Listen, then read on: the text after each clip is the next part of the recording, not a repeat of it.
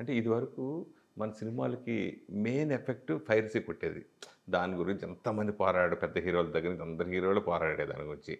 So, ఆ effect ఇప్పుడు piracy పోయి రివ్యూలే అది మనకు శాపంగా మారింది అనుకుంటున్నారా? ఆ 2 ఒకటి పైరసీ ఇప్పుడు లేదు పెద్ద గొడవ. దాని చూసేవాళ్ళు ఉంటారు. హ్మ్. బట్ తగ్గిపోయింది. హ్మ్.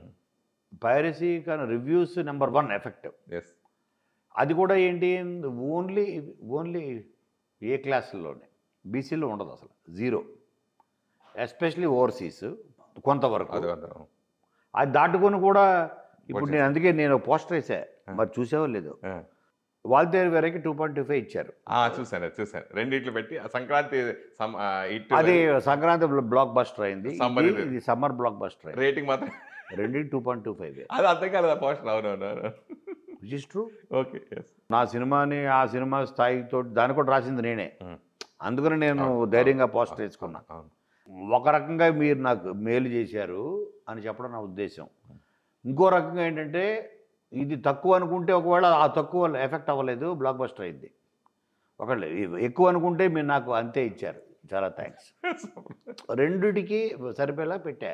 బట్ వాళ్ళేంటి సినిమా మీద రివ్యూ రాసుకోవడమే వాళ్ళ వృత్తి. దాని మీద బతుకుతూ ఏ సినిమా సినిమా మీద ఆధారపడి బతుకుతూ సినిమాని చంపేస్తున్నారు అవును. అవును. అన్నది నా ఇది ప్రతి సినిమాకి ప్రతి మేకరు ప్రతి డైరెక్టరు చెప్పే ఒక వ్యధ. బట్ వాళ్ళు ఆపరు. ఎందుకంటే ఆపమనే హక్కు కూడా మనకు లేదు. బట్ వాళ్ళు తెలియకుండా వాళ్ళలో పరివర్తన చిన్న మార్పు రావాలని నేను కోరుకుంటున్నాను. అది రాదని కూడా నాకు తెలుసు. Classical super duper